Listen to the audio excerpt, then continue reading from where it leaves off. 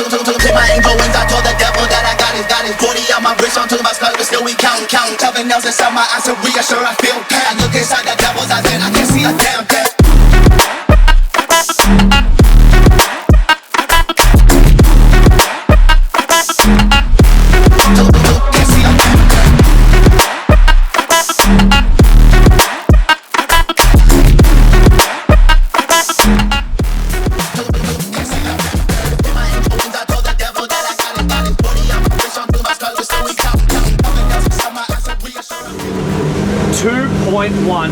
Tons is the weight of this hull without accessories, fuel and engines. 2.1 tons, guys. This thing, we're now many hours into driving and playing with this boat and flying the drone today. It's absolutely incredible. We've got variable dead rise below the water line, and I'm going to show you later in this video as we wind the speed up. It's got good directional stability right through the frickin' speed range. I'm running quad 500s on the back of this thing. So we're going to do a few maneuvers. I'm going to talk to you about the fuel flow, but here we are right now just sitting on a leisurely 35 mile an hour, consuming a total of 115 litres, and the engines haven't even woken up. We're at 2,600 RPM. It's so amazingly controllable, this thing. So let's just increase that speed a little bit. We'll just get you up to 40 mile an hour. And first thing worth noting, on acceleration, the friggin' thing drops the bow. There's no bow raise on acceleration. It digs in and powers, so you're getting the full effect of this hull as soon as you accelerate. It's immediate response time. So let's just, got my safety on today, but look, I'm just gonna rip it through a couple little turns here. So good, the control. We have white caps today. We're going downwind at the moment.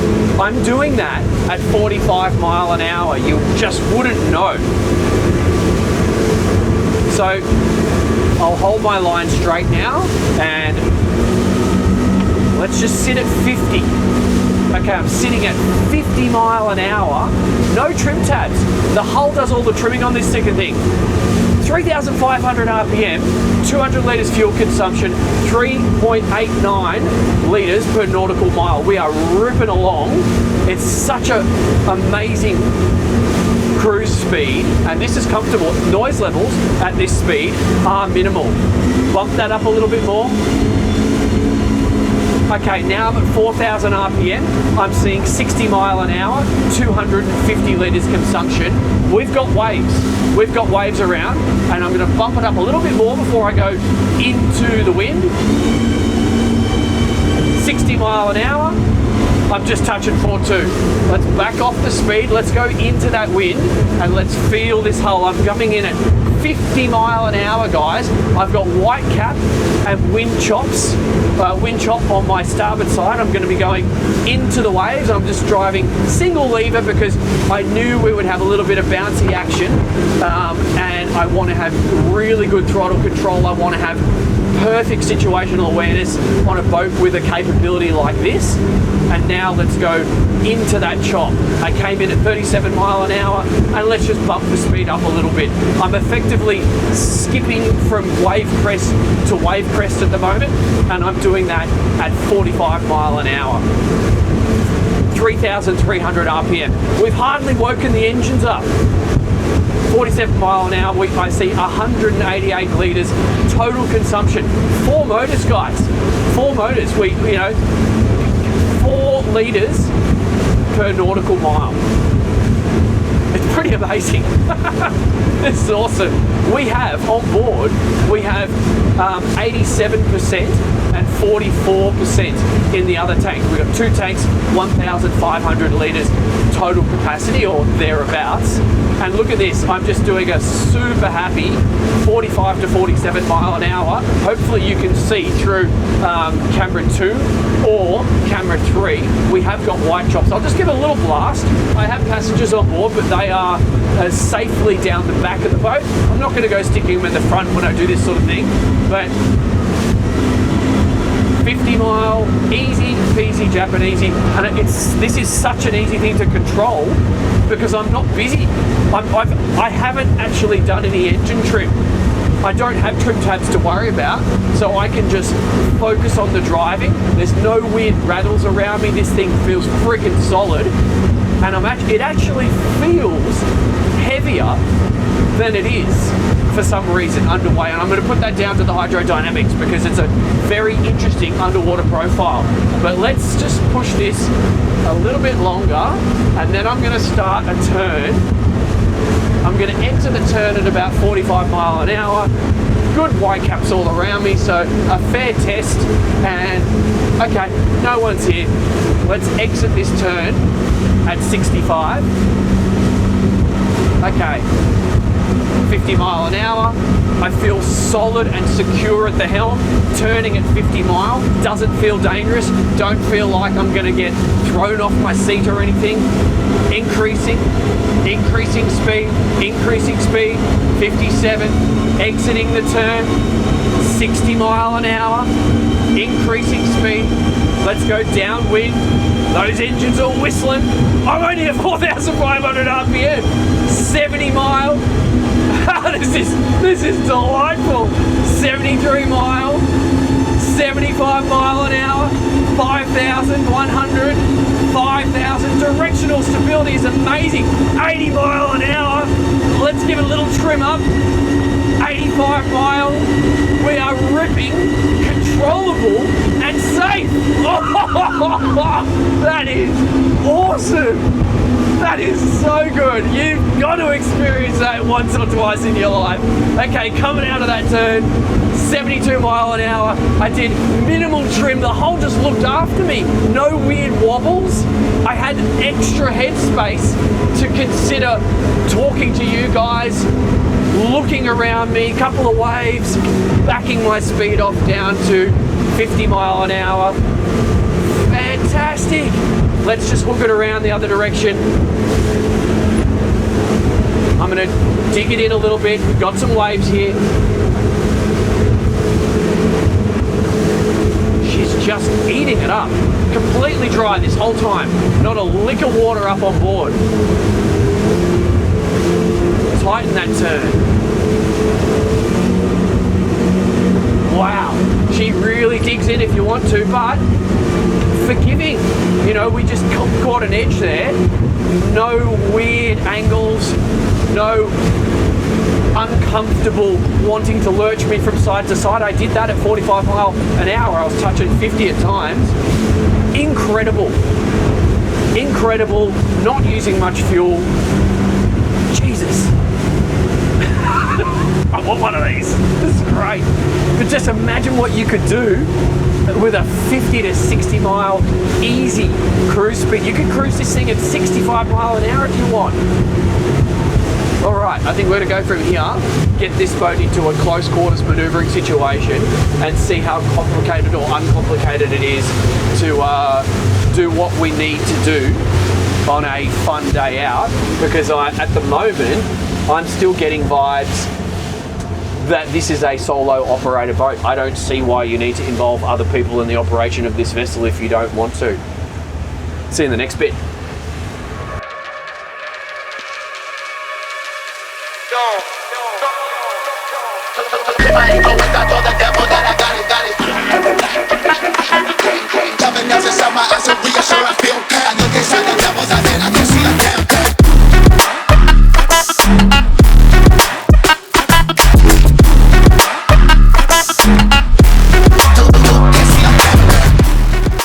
We're just outside of the port because I'm not allowed to fly my drone inside the port, but whilst we're here, I'm just going to put the boat through some transverse thrust turns and we'll just feel her out. Because we've got the torsion bars at the back there, we can't do joystick parking, nor would you essentially want to on a boat like this. But what we do have is the bow thruster. I'll just do throttles. The other thing worth pointing out is, because it's a relatively narrow boat,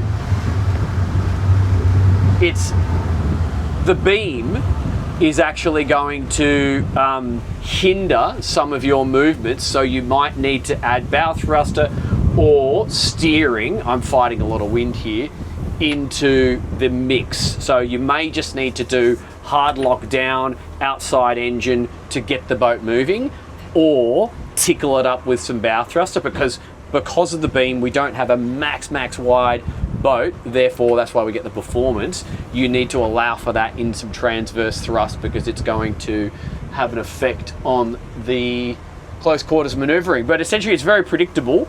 It tracks very straight, and our access from the helm to all the way around, being a center console walk around style, makes it a boat that you could maneuver and park yourself. So I don't have any dramas there. What I'm going to do, I'm just going to hand the wheel back over and leave the helm and talk to you guys up on the transom. So I'll just stop my movement. Plenty of wind today. I think this wind wasn't supposed to come in until later. Oh, then again, sorry, it is actually later. It's forecast handing over the helm. So that was exciting. Come and join me.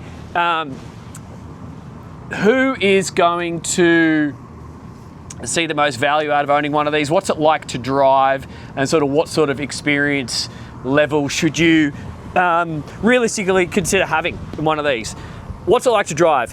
One of the most fun boats I've ever driven in my life. One of the just rip-roaring, super quick, super capable hulls that doesn't feel like it wants to hurt you. so I'm not joking. Didn't think I was going to say this today. I think you could just give this to a 15-year-old kid who has a brain, and he's not going to be a wombat, but I think you could give this to a 15-year-old kid and he's going to be safe. It's such a fascinating hull. The way it behaves, the way it banks, the way it accelerates and decelerates, and the way it cuts up the chop, it's a really nice thing.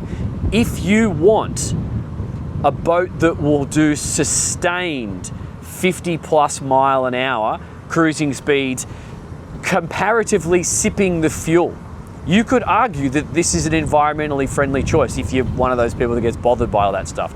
I don't. I love fuel.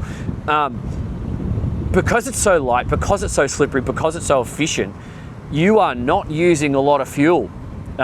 You have hundreds and hundreds of miles of range depending on what speed you want to cruise this thing at. So it's a really interesting proposition. What does that mean? You can be taking this boat out day in and day out depending on where you are and what your transit times are, and you don't need to visit the fuel dock. You can, say we're in Albania, you can drive to Italy and back on one tank of fuel. So you can do these things which might not have been options for you, or might not be options for you on other boats. So that's fascinating. If you want to go fast, you sure as hell can do it. But it's not all about that. You know, this, with the right configuration and the right sea state, would be a 100-mile-an-hour boat. And as we saw today, I got 85 mile an hour in less than ordinary, less than perfect conditions, and fully loaded and fueled. So it's just something else. I'm a massive fan of this hull. What experience level do you require? You do need some. When I say you give it to your 15, 16-year-old son, I'm talking about those boys that have been driving your tenders since they were 10 years old or 9 years old. I'm not talking about someone with zero situational awareness, zero throttle control, and zero brains. You do need to be a sensibly minded person to be a safe operator of something like this, because your closing speeds on targets crossing you or coming at you, if it was another one of these boats, could potentially be 200 miles an hour. That's like aeroplane stuff. So you need to be looking out to the horizon, really confident of the way you manage this machine and caring for your guests and their well-being. The fortunate thing is that this hull is actually going to do most of that care for you. I just didn't get any tendencies that scared the shit out of me, which some boats will do when you get to that point. So if you are someone with that mindset, with that bit of experience, or if you are stepping, this would actually be quite relevant, if you are stepping into your first super/hyper boat, you've had fast boats before, but the top speed that you've only ever sort of sustained in the past was, say, 40 knots. If you want to now step it right up, this is a good boat to do it on. So what would you compare it to? To be fair, I know it's a different drive system. The Lambo Technomar 63, it's a mindset. It's not a direct comparison, but it's a mindset. I can see people playing around with those boats and looking at this as a even nicer thing to drive and easier to operate platform. I can see some of these super high performance rips, some already on my channel, Techno Hull for example, also being somewhat fair comparison. In saying that, this thing is fully carbon, so it's in a different league.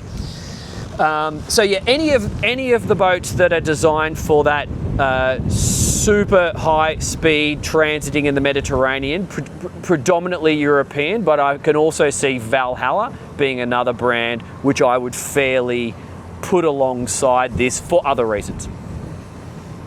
So I hope that was useful. I hope that made sense. Jump in the comments if you have anything to add, or if you're in the process of buying one of these.